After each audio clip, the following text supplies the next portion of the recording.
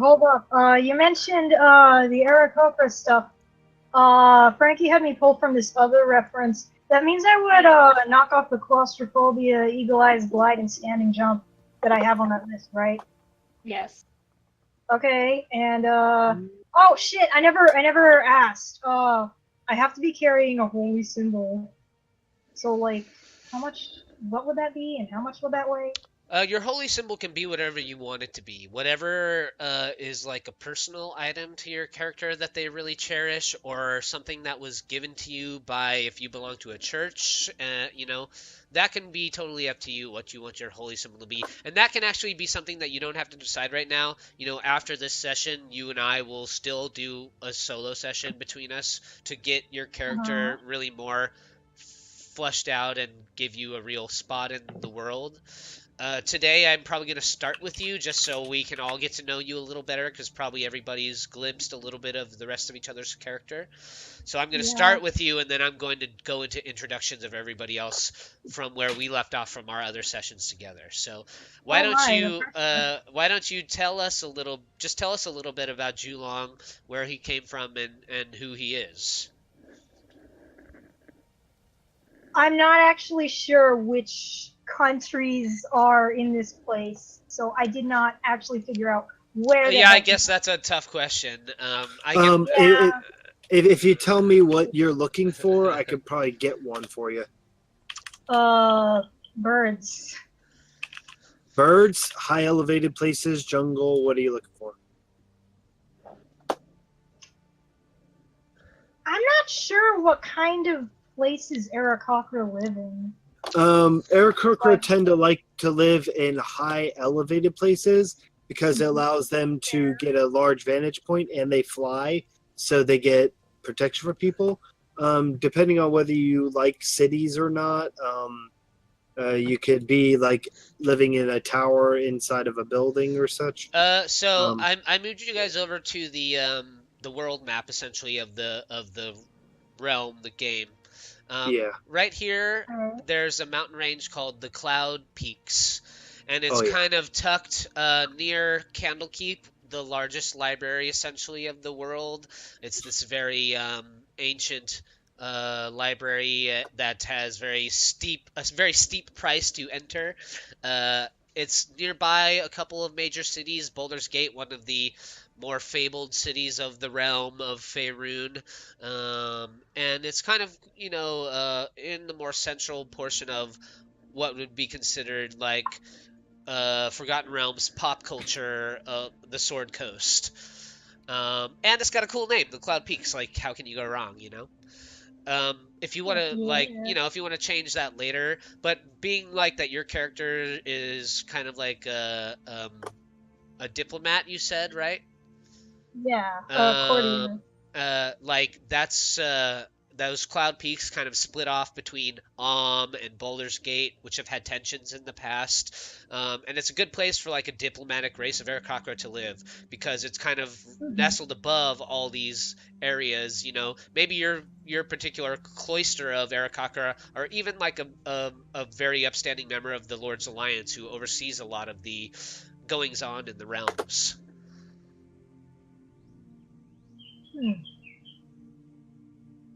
But I guess where you're from isn't so important as more of like your personal history. So why don't you just tell us more just about Julong and his family and stuff like that? When he was very young, his parents split. They just couldn't get along. Not long after, he must have been about 6 months old. I wrote that his dad got in an accident, but I guess that it would be better if it were some sort of plague that came along. His father has been bedridden since who knows how long. He was raised by his grandfather. On his dad's side. They don't exactly get along well. Sorry, what? Sorry, can I interject that he has avian bird flu? Oh my god. I just had to. I just I had can't to. pass that up. It was too rich. Too rich. I can't pass that up. Okay. That has bird flu. D canon. D canon. That's too good. So his dad has bird flu, and he's being raised by his grandpa, who doesn't really like him, and he doesn't really like his grandpa back. See here. I gotta write these down. Sorry. Oh, it's okay. Took him about another 6 months because he got sick too, so he spent about 6 months trying to recover from that. And that's what caused him to have such a poor relationship with his grandfather. Do you need me to repeat anything I said before? Or? Nope, you're good. All right. So have you been tasked to, like, take up this role of, like, the diplomat of the family now? Like, are there, like, even though your father's sick and you don't get along very well with your grandfather, are they trying to essentially groom you into this position of tradition of diplomacy in your family amongst the other people of the realm nearby? It was his decision, actually, because treatment for his sick father is very expensive. Yeah, that's true. And diplomacy pays. A lot. So, I would say just for right now, and we can change this later if we need to, how old is Julong? I wrote like 21 on the sheet, I think. Ooh, that's pretty old for an Aarakocra. Yeah. But that's cool. So like you're actually pretty seasoned as far as Aarakocra go. Like you've probably done a lot of diplomacy. You've probably mediated a lot of things between, people from the regions nearby.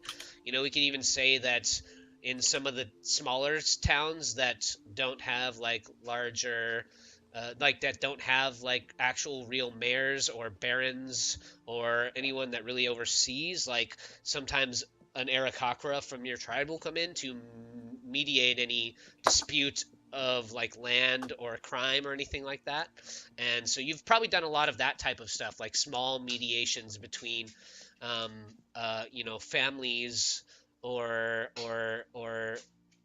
farmlands when they have like disputes over um, you know property lines, or he stole my goat, that type of shit. um, and you've probably done some bigger stuff as well, but I think like right now, what's currently happening is every 4 years there's a big um, event that happens called Shieldmeet, and it happens all across the land. But there are big productions essentially in the larger cities: Baldur's Gate, Neverwinter, um, uh, Waterdeep, and people from all over the place come, and there's entertainment and theater and shows and food and trade and negotiation. And like your big moment is coming. You've actually the leader of the city of Neverwinter, Lord Dagalt Neverember, for the first time um, during a Shieldmeet, he's actually um, now that the Aarakocra are gaining more presence in this region, he's like sanctioned an official meeting between him and the Aarakocra to figure out where you actually belong, and what your role is going to be moving forward in this part of the world. So you actually have a meeting in Neverwinter with the overseer of the city, um, Lord Dagalt Neverember. And so you're preparing to travel up to Neverwinter to meet with this figure of great importance. But isn't there a party going on there or something? Mm-hmm. Boo.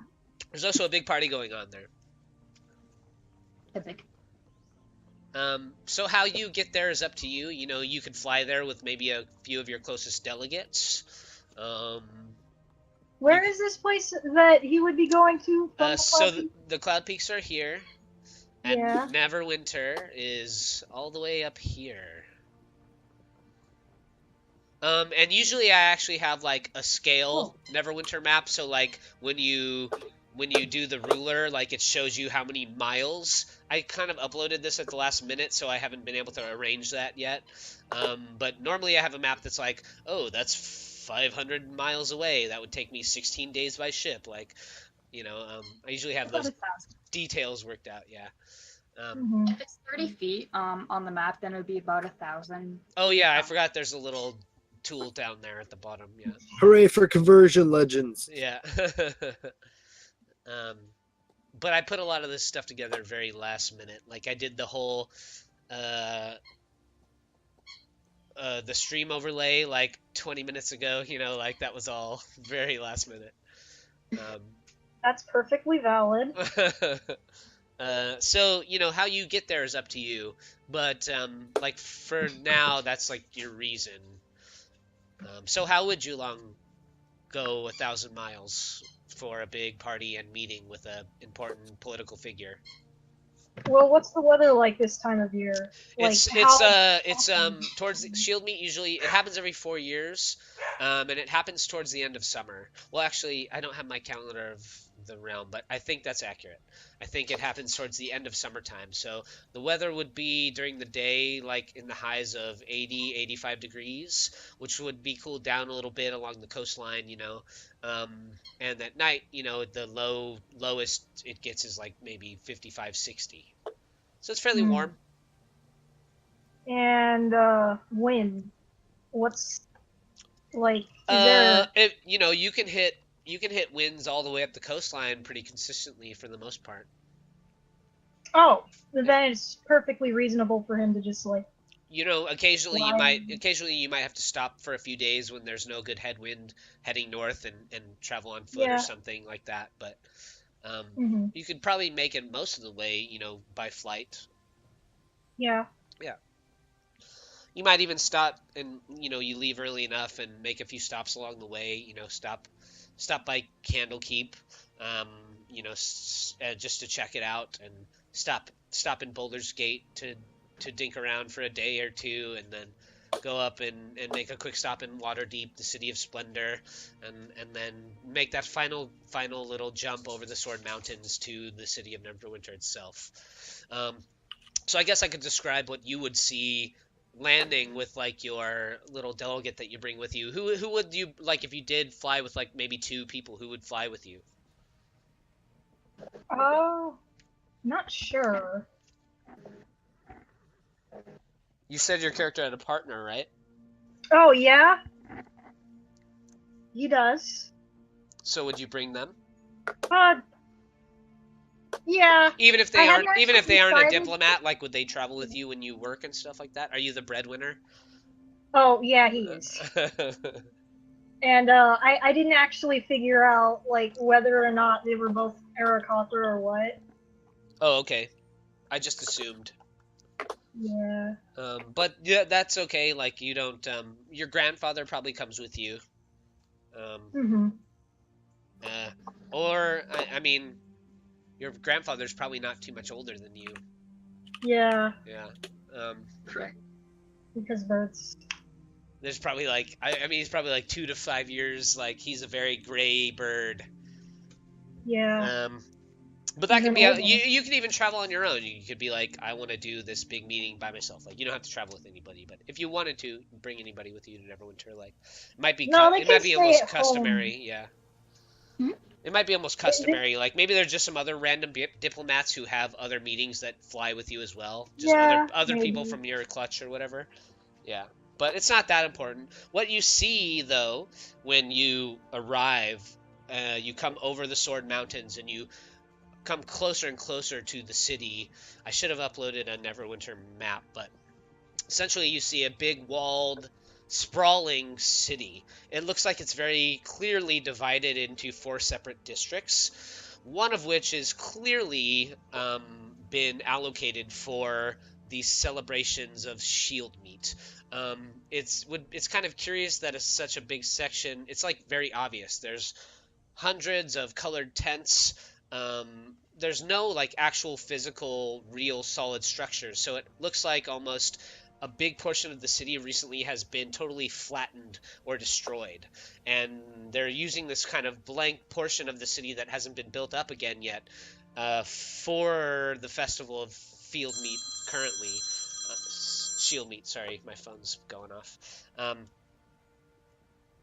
So as you floating closer and closer to the city of Neverwinter, you see this big sprawling walled city. There are a few very high towers that you would assume are wizarding scholarly pursued schools or libraries, and this big portion They're of good this places to sit. yeah, and this big portion of the city that's this colorful bazaar essentially.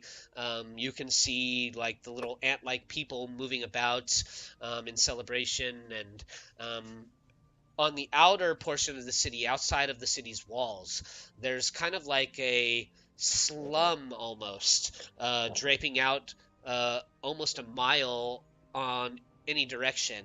And as you get closer and closer, you can see that it's almost exclusively, you see a lot of creatures with horns. And you see a lot of other creatures also that have weird sheens to their skin.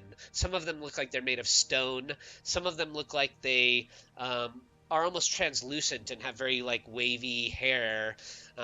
Even though there's like not, there's a little bit of breeze going, but it's like almost moving on its own accord. Like the wind's blowing one way and their hair's blowing another, you know?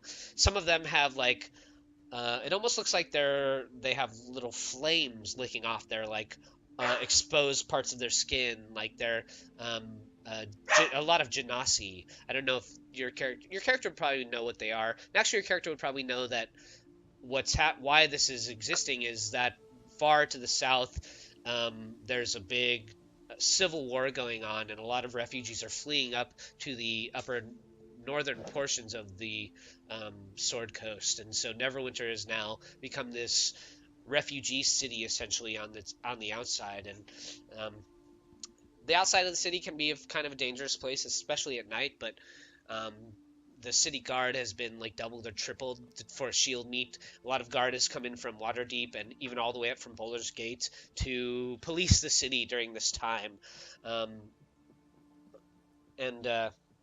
So that's kind of what you see as you fly in. So I'll move over to Nuru now. Nuru, you're sailing into the harbor of Neverwinter, and as Najah docks the Blue Kraken,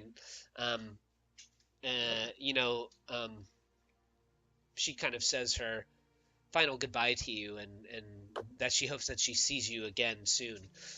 She warns you to watch out for the refugees and try and find some friends, though she doesn't think that you'll have any trouble with that.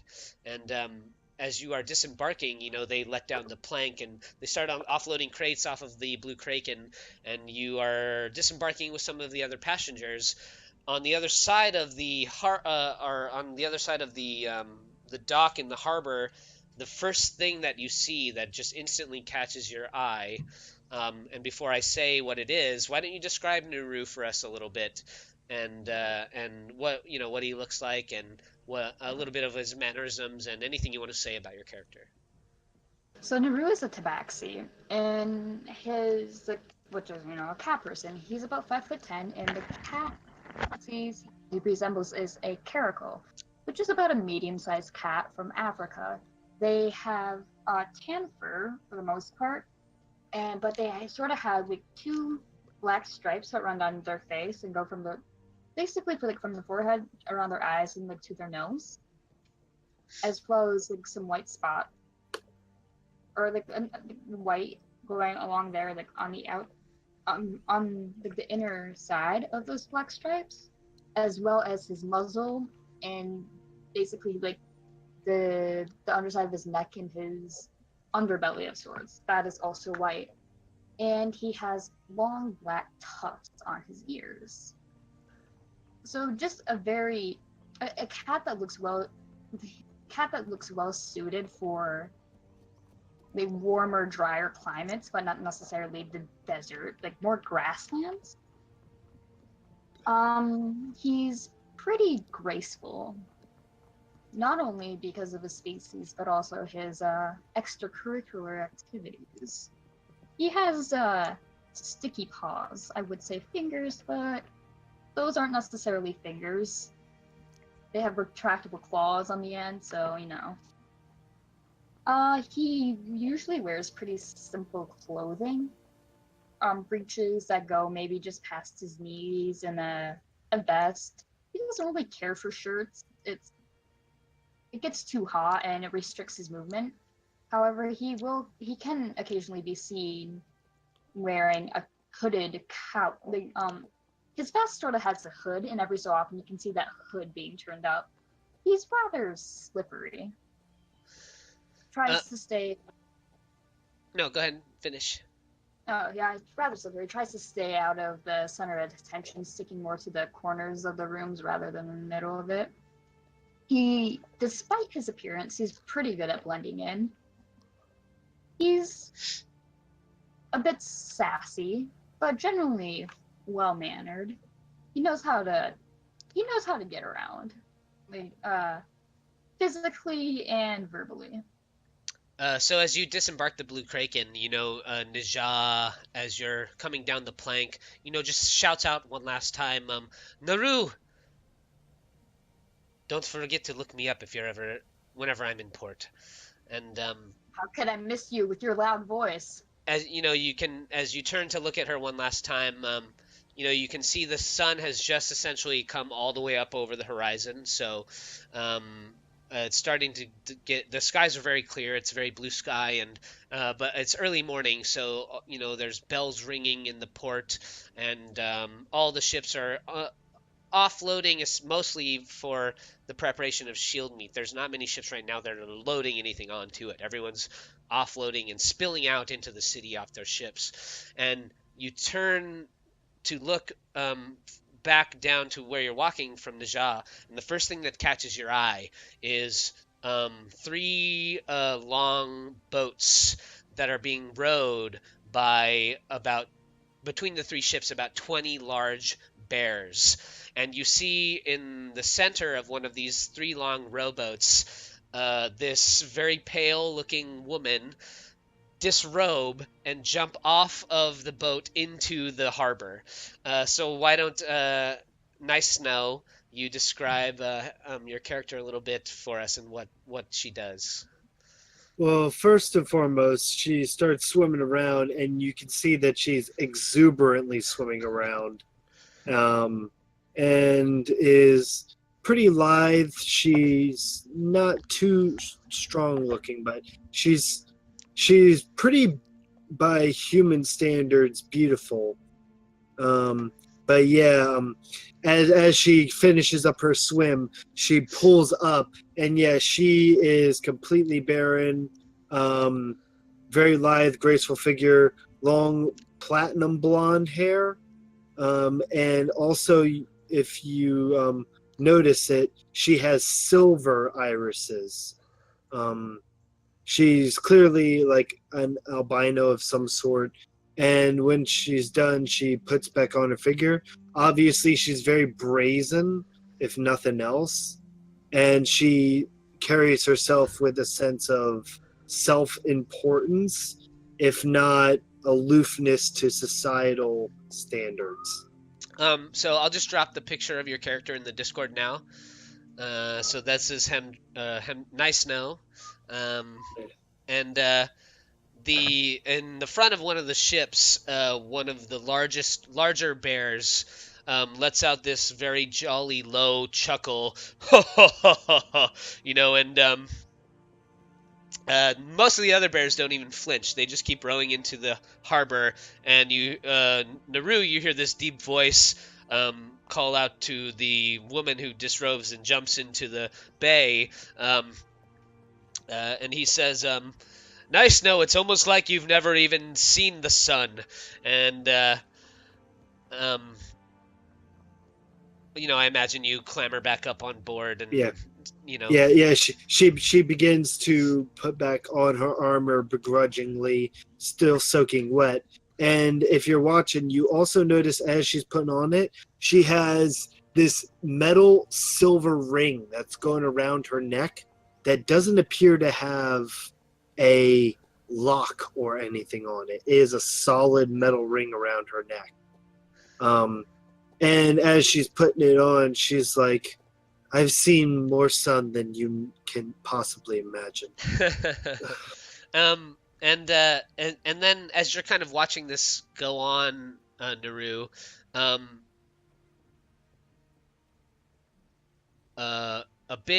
you get a little distracted for a moment. You know, it's like kind of unusual, and this big burly.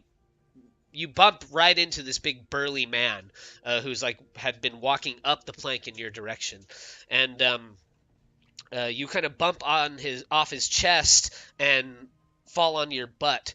And when you look up, you know, you're looking up at this kind of very weathered, tan-skinned man. He has this very long, flowing, wavy mane of black hair that drapes all the way down his back to his waist. But he has one some of it kind of pulled up into a bit of a ponytail right at the top of his head. And he's got like a very like thin mustache that kind of curls on either end. He's wearing a vest that's open all the way down the front, so like his chest is exposed, and it looks like it's made of like old drapes or something. Like it has this very kind of I don't know what the name of the design is called, but it's like that kind of, you know, when there's like a solid tone and then there's that very elaborate design that kind of goes out and around through it, embroidered like sort of like in a deep red. And then, you know, he has kind of these worn looking, almost like cream colored, essentially like Aladdin pants almost, and he's totally barefoot. And then he has this curved scimitar sticking off of his back, and he looks down at you and he says, "Sorry, little kitten, I didn't see you walking there." And he reaches his hand down to help you up. Nuru takes the hand, if reluctantly, and he allows himself to be pulled up. He yanks you up with such force that your feet come off the ground a few inches. You know, he springs you up on your feet almost, and he slaps you on your shoulder, and you kind of crumple under the strength of his clasp on you, and I'm just gonna hiss. And he lets you go, like as you hiss at him, and he says, "Oh, sorry, little kitten, I didn't mean any offense to you." Hemdriel will pipe up at this point and be like, "Oh, look, you made another friend." As usual. Yeah, you're probably like right on the edge of where these two people are having this interaction. Nice Snow and you know, putting your clothes back on or whatever, and you can hear the whole exchange. But he says, "You're actually the first Tabaxi I've seen in some time. My people are having a party outside of town tonight. As a show of good faith that I meant you no offense, why don't you come and visit our camp? Our leader tells great stories. It's always a pleasure to have newcomers. We would love to have you." It depends. Is the food and drink for free? "Oh, yes, and we have some of the finest wine that you will ever taste." Nuru's face splits into a wide grin. "Then I would be honored to join you." Well, he holds out his hand one more time, and he says, "You can call me Agran, and I hope to see you tonight at our camp. Agran." Oh joy, we have more strays among us. And she smirks and then walks off. "So, you know this naked woman?"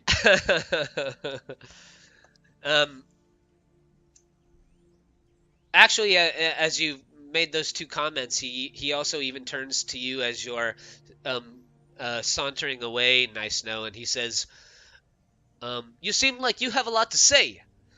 We love to talk with new people. You are invited as well."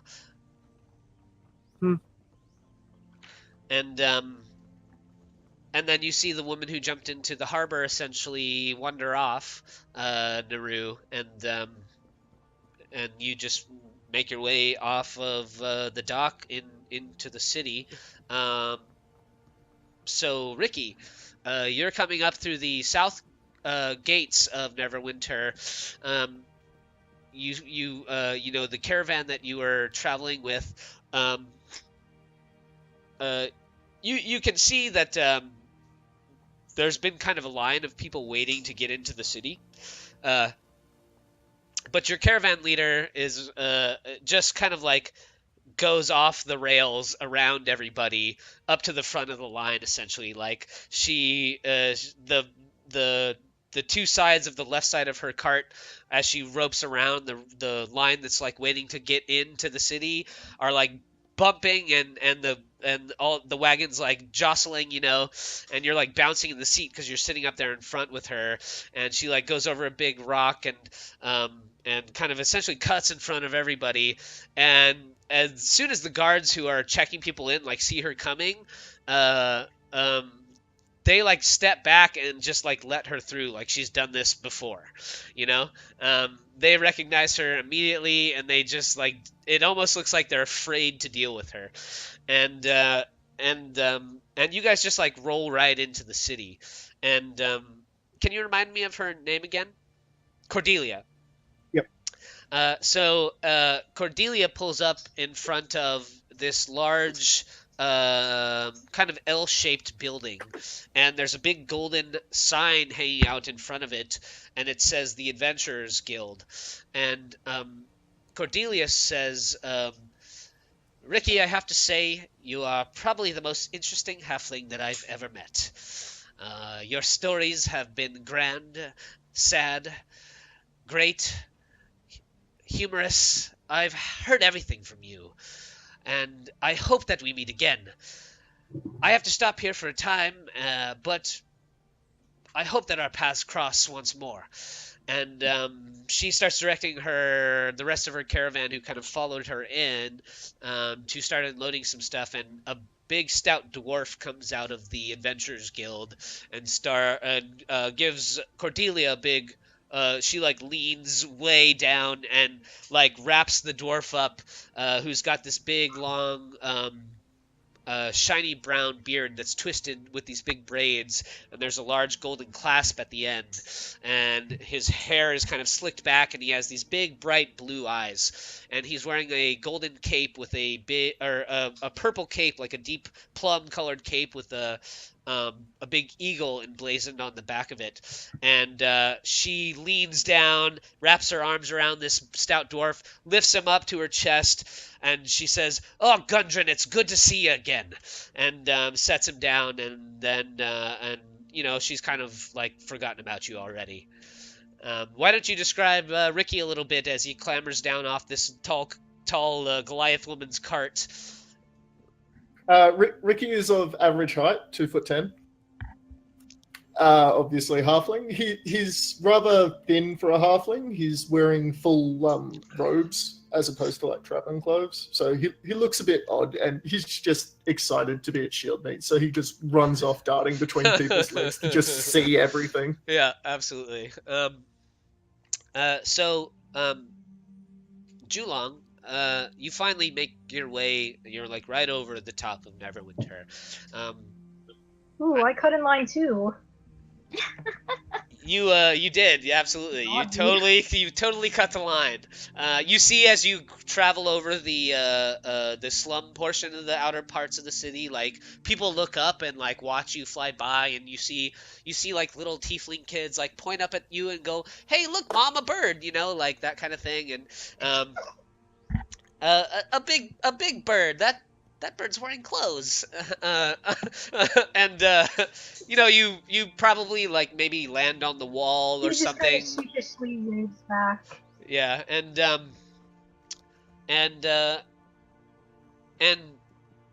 you one thing you do notice that's kind of unusual is outside of the city, out past the slums, up along the northern road, just set at the edge of the Neverwinter Forest, the Neverwood, there is a big kind of Oh wagon my gosh, I'm circle. not pooping on the kids. I'm not pooping on the kids. I am a civilized bird. You notice this kind of wagon circle that's off kind of away from everything, and they've kind of closed themselves off. There's enough space between the wagons that people can kind of travel between, and you see this group of like very lively, colorful people on the outskirts of the city kind of doing their own thing, but there's just something different about them. They look older, and like, not that the people look older, but like what they're wearing looks far out of fashion. What their wagons are like very old styles or designs. They're kind of these barrel-topped wagons with colorful canvas toppings, and or they're square, entirely square, made of wood, and the sides fold out, and they're painted all different sorts of colors, but their colors are all very faded, and all the clothing of the people is very faded, and they all look very tan, and there's something about them that is just very different than everyone else that you can see. Even the tieflings, who look somewhat out of place, even the genasi, who definitely look out of place. Like, they look like they're just from a different place and time. It's something, even as a diplomat, like, that you've never seen these type of people before.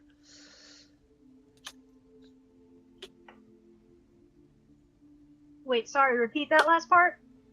You've just never seen like these type of people before. There's something just a little off about them almost.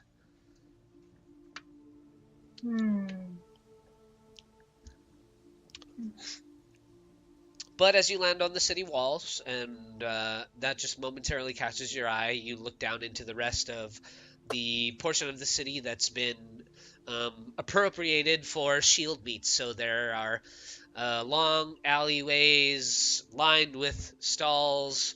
You can smell food of all different kinds and sweets, and looks like there's carnival games. You can even see there's a portion where there's like some jousting taking place. There's contests of skill and fighting. It's like a legit, like, Renaissance fair almost. It's got everything that you could think of like a total medieval Renaissance fair, and people are merry and jolly and happy and having fun, and there's all sorts of a mix of people all mingling together, and just having a good time. So what would Julong do at this point? You have a meeting. You're not quite sure when it takes place at this point. Like, the most logical thing would be to ask a city guard, and they might point you to a city official, who might point you to somebody who would like be able to tell you who you need to talk to know when your meeting with the Lord of Neverwinter takes place. But like, all this is like sensory overload. So, like, what do you think Julong would do? He's dedicated to his job, but he's even more dedicated to his stomach. So let's look around for some street vendors. Yeah, absolutely. Yeah. There's like every kind of thing that you could think of almost. So whatever you can dream up, or whatever your tummy is rumbling for, like, you can find it pretty quickly. You should eat raw food like a real bird. I was going to say birdseed, but I figured that might be too far.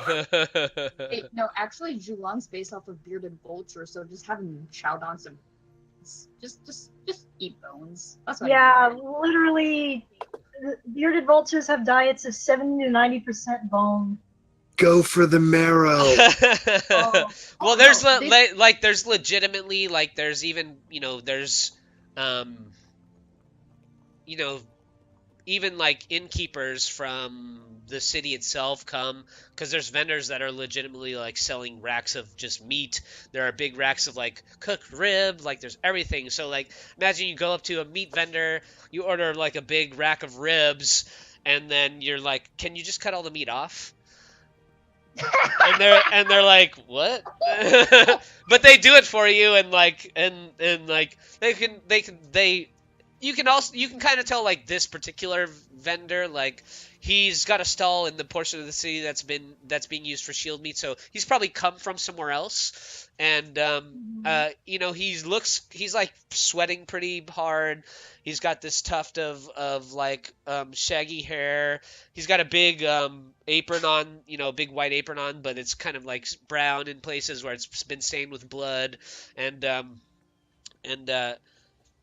you can see behind him, on the ground in his little stall, there's a big heavy winter drape, essentially, a big fur cloak. And so you probably came from up towards the north, towards the spine of the world.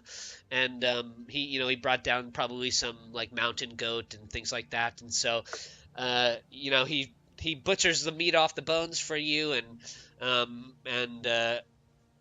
maybe he's never seen an Aarakocra before. He's very curious that you're here. He's like, wow, this is an interesting creature. But there's a lot of interesting creatures around, so it's not a huge deal.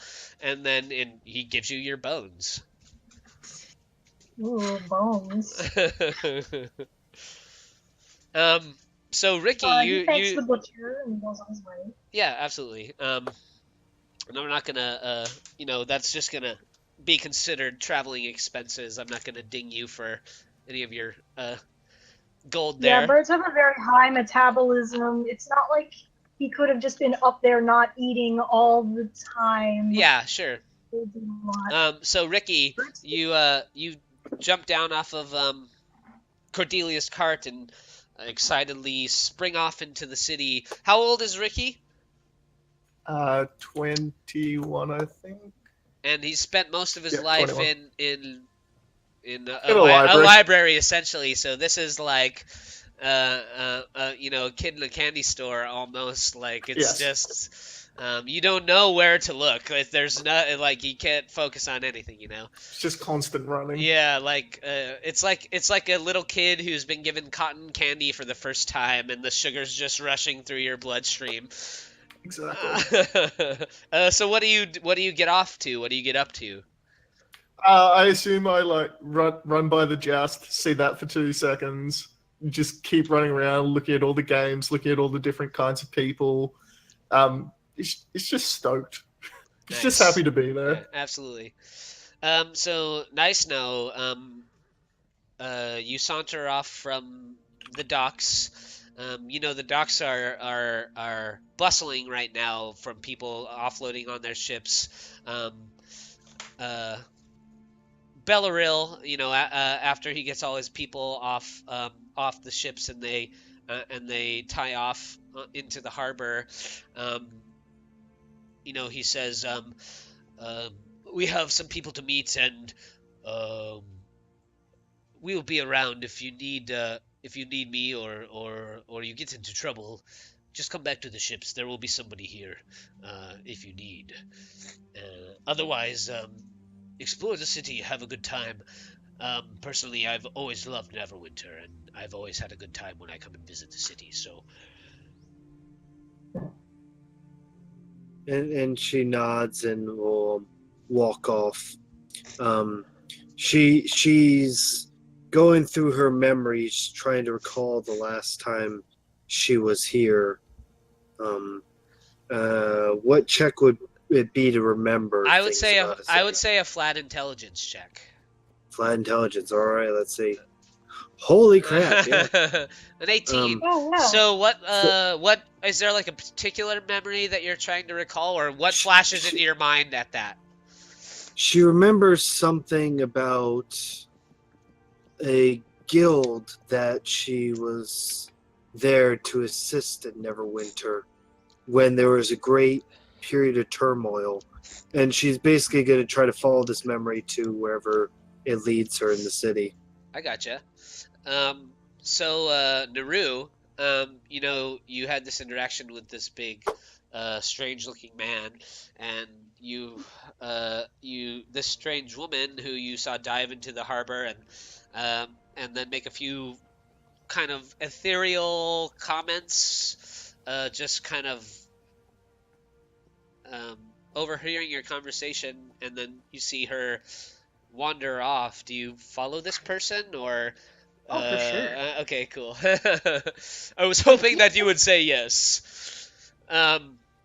So actually, what you recall, Nice Snow, is do you actually have like an encounter or a thing that this was, or do you need me for some of this? Well, I'm reading something about like the history of Neverwinter and there being a conflict early on. So if there was a guild you were trying to assist, it would have like 90% chance that it would have been the Harpers. Yeah. And that sounds right. It would probably be in some sort of struggle relating over some particular item or piece of information of importance that they needed to get to first before the Zentarim, which are these two opposing powerful guilds throughout the whole realm in general. The Harpers seek out and protect magical knowledge and secrets. The Zentarim use them to exploit for power and influence. And she begins to recall several of the incidents of having to help the Harpers with dangerous tasks, and she basically roams to one of the taverns that she remembers that a cleric once mentioned about. So you wander towards the I think this will just take me 2 seconds, and I can put up a Neverwinter map. I think it'll be helpful for everyone. But either way, if you'd like to do anything while you're following my character, let me know or such. Yeah, actually, why don't you make a stealth check for me, Nuru? No. Come on, I clicked on you. There we go. Yeah. You do not notice. She doesn't notice. Yeah. But one thing you definitely notice as she's walking is that she has weird mannerism while walking. It's like she can walk, but it's almost like she's trying to glide or stop every once in a while. And also, for size reference, she's 6 foot, but she's pretty lithe. You would notice that she's carrying a mace at her side and crossbow. And every once in a while, she has this like itch, like the armor is annoying her. But as she's walking, people will randomly stare at her. And she seems to notice, but she doesn't mind as much. And she continues forward. And if you guys, if you guys ever want to take like agency for your character like that and describe like maybe what people would notice about you and stuff like that, you're like totally welcome to do those kinds of things. Yeah. Nuru isn't trying to stay hidden by any means. Like he's not trying to stick to the shadows. No, he's trying to like stick to the crowd and would look as though he's acting as though he isn't following her, like that sort of following. You know what I mean? Where you blend in instead of try to disappear. Yeah, you're just meandering through the crowd, just going from point A to point B. Niso is seemingly actively oblivious. So this red portion of the city that I've highlighted here, this is the part of the city that's kind of been and now Julong, that you've landed down in here and you're walking the streets through the vendors and things like that. It's mostly like a big dirt patch, so everything underneath is just like totally flattened out dirt. You're walking and you might step on a rock protruding from the ground or something, and you can definitely tell there used to be like structures through here. Like you can tell where there used to be roads. There are portions of rubble here and there, and like it looks like this whole portion of the city probably fairly recently was like totally destroyed, and now before they build on it again, it just happened to be close enough to like Shieldmeet where they like held off. It looks like they almost held off and like just waited to use this whole portion of the city for Shieldmeet itself. So this is actually probably also like the most organized and largest Shieldmeet in Neverwinter that's ever happened as well.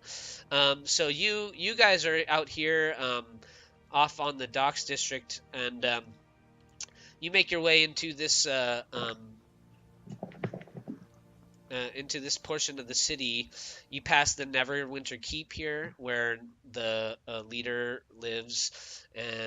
But Nice Snow, you pass through the gates into this part of the city here, and you have this flash of memory in your mind.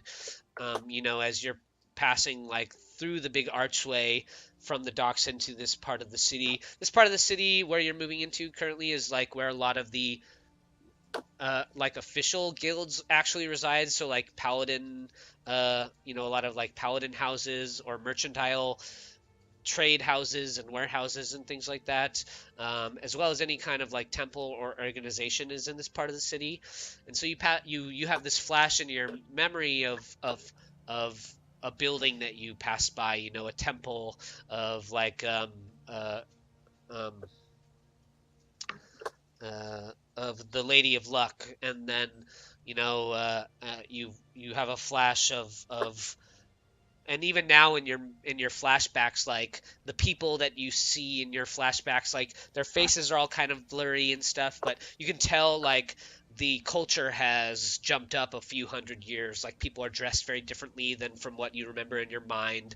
The buildings are the architecture has changed, almost totally entirely. It looks like a very different city than the memories that you're having these flashes of as you travel into the city. And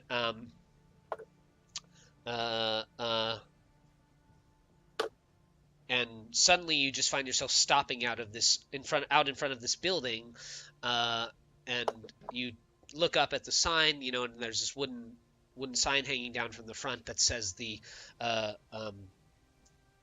Morning Roost, which is a big tavern and inn.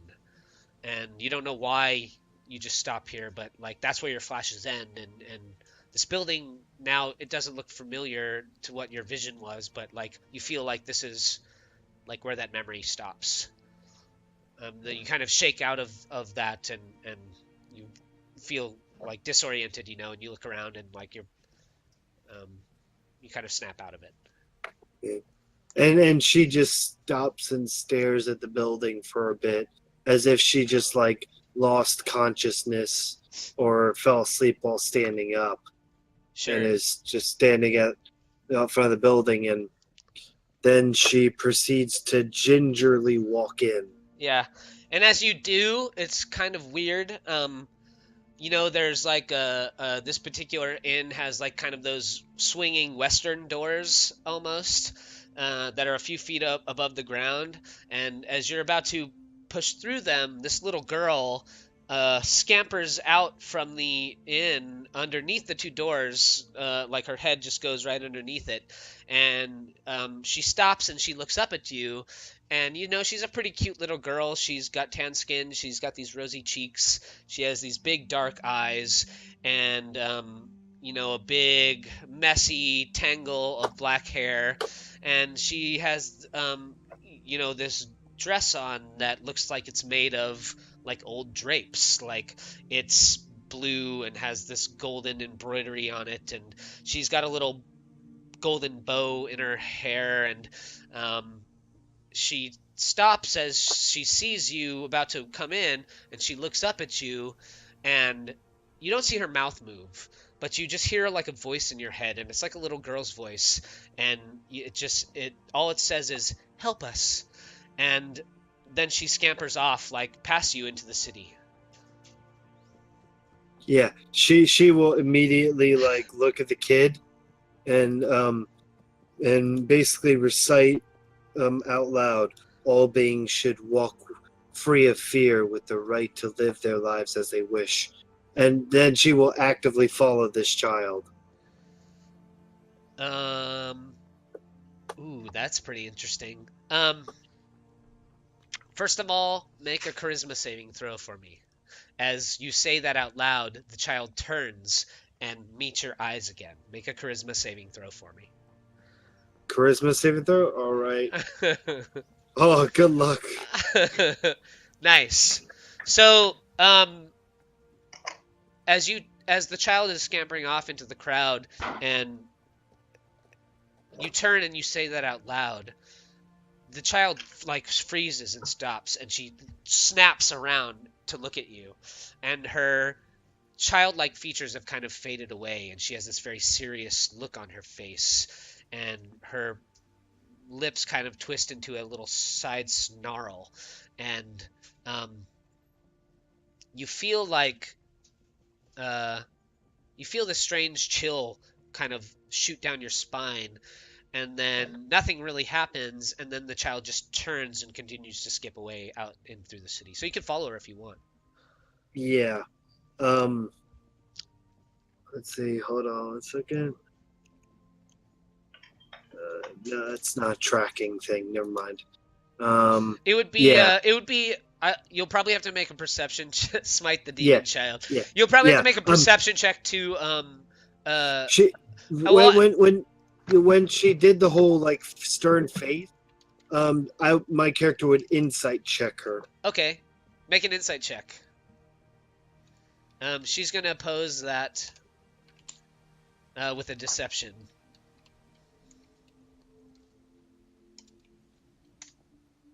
Ooh. Oh. You think this child attempted to curse you?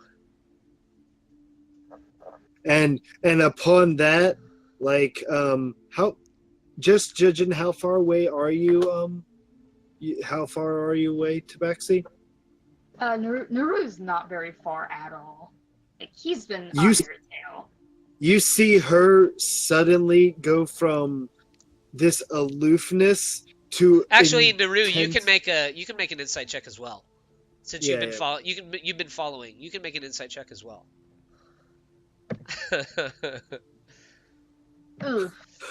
So you do see that happen. Like, you see this child come out and stop, and like these two people exchange this glance, and then the child scamper off a little bit, and you see the mouth move of the tall, ethereal-looking woman. And you see the child turn and then lock eyes again, but no verbal exchange ever happens between them. And then the taller woman begins to follow the child out through the city streets. And that's where we'll pause for you guys. So, it's about to get intense. Ricky, so, after you, your little halfling legs take you over to the joust, and you watch the jousters, long, pole arms clash and break into each other. You see one of the knights get knocked from his horse, and the crowd kind of cheers and goes wild. You can even see in the stands, like, money secretly exchanging hands of people betting on the contestants, and then nearby there's like a jousting ring, and you can see people that are like heavily armored from the waist up, essentially, with big claymores kind of battling it out. Like, if anyone's ever seen A Knight's Tale, and they do that whole montage of after he's like done all his training and now he's like competing in all the events, and then you're like, okay, well, that's all great, like, but there's so much more to see. Like, where do you continue heading off to? I just wander around and see what else there is to see. Would you have like would you stop at ever and be like, wait, where's the knowledge in this place? Yeah, I guess I would. It's up to you. Like, you could even roll for it if you want. Like, you could like roll against yourself. I was told there would be places where people were telling stories, so I guess I'm looking for that. Okay. Over in a portion of the city that's been designated for Shieldmeet, actually, sort of like on the whole opposite end of the grounds, you're standing around where all the jousting and physical competitions are taking place, and then you tug on somebody's coat or something, and you ask them where like the theater is, or like where can I see a play, and they direct you to like the far other side of the grounds. And so you pass through kind of like the market where people are getting food and playing carnival games and stuff like that. And then on the far other end, there's like where there's a few different stages set up where plays are probably going to take place and stories are going to be told. There's musicians all throughout this portion of the city.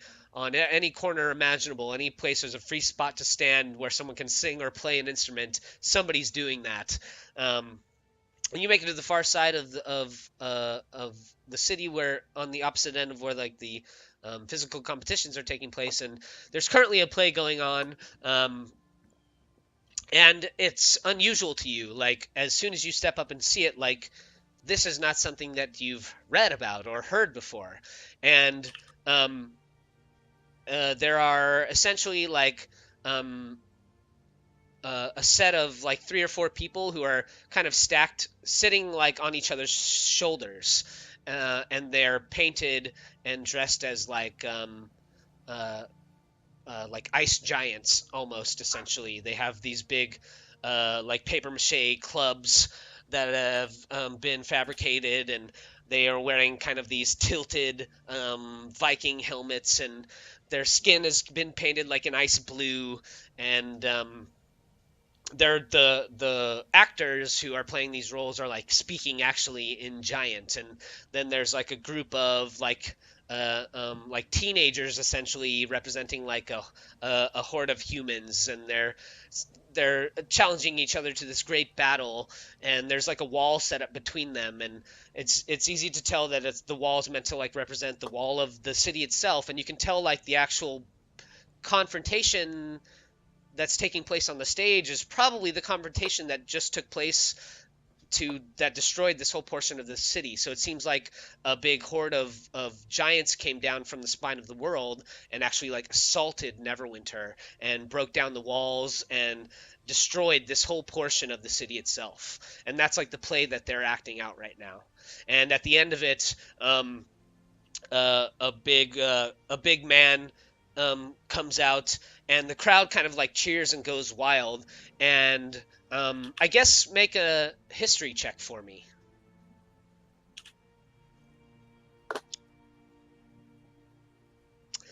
You recognize that like this is Lord Dagalt Neverember himself, and he finishes off the play by coming out with this big spear and jamming it into the last giant, and the crowd kind of goes wild, and they portray him as like the savior of the city. And Dagalt Neverember, who is this very imposing large man but seems very friendly. He's got like a neatly shaven, close-cropped black beard, and he has these very bright kind of like stormy blue-gray eyes, and this big wave of dark hair on the top of his head. His chin is very chiseled, and he's very big and broad, and he waves the crowd to silence, and he just says, "I welcome everyone to Shieldmeet. Enjoy your festivities, and be merry and jolly, and soon we will restore this part of Neverwinter that was destroyed by the giants to its full glory. I'm Lord Dagalt Neverember. Peace out." Just to double check, because it's like we did in the Session 0, he is the Open Lord. The Open Lord of Waterdeep. The new leader? Looking to be the new leader of Neverwinter, yes. So, all right, cool. So I know recently, the old leader of Neverwinter, something bad happened to him. People are still kind of unclear about what it was. And now one of the masked Lords of Waterdeep revealed himself, came over to Neverwinter, and is trying to claim rulership of the city himself.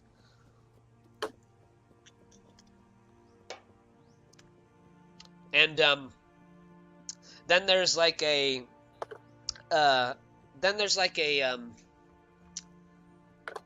okay, actually this is great. There's like you like look over next to you, and you see like you see another halfling essentially. But he's dressed very strangely. You know, he's got this royal blue vest on, and the front of it's kind of open, and he has these faded, puffy kind of Aladdin pants, and he's got like a little, it's not like a yarmulke, but it's like this little weird skull cap that covers the top of his head, and he's got some blonde hair that's kind of coming down on either end, and his skin's very tan, and he kind of elbows you, and he says, "Oh, so you like stories, eh?" That was Irish, but yes, I do. I gotta nail it down. Yes, actually, I have I know somebody that tells the greatest stories I've ever heard.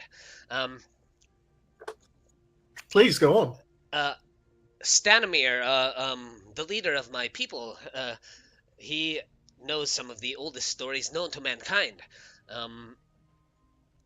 I'm like going back into my Vistani. I'll work on it though. I thought I'd give it a shot. I just haven't practiced my Australian since the last time I was traumatized, or I traumatized some Australians. So bear with me; it may take a few drinks and a mushroom. But he says tonight he's going to tell one of our oldest stories. So you should come visit our camp, and you'll have a right old good time. I'd love to. Where is it? If you head out the north gates of the city, yeah, back to Irish. I'm gonna work on that, I promise you. And he says, I'll just go to Vistani for now. He says, if you head out the north gates of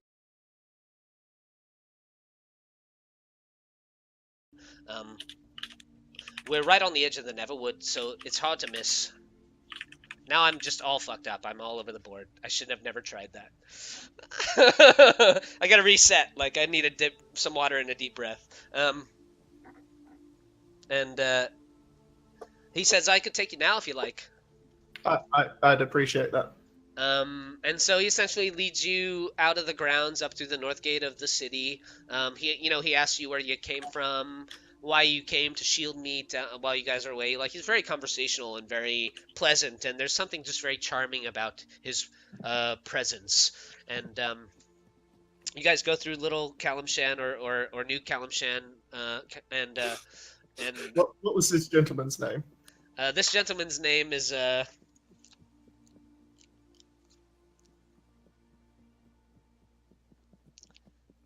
Bob.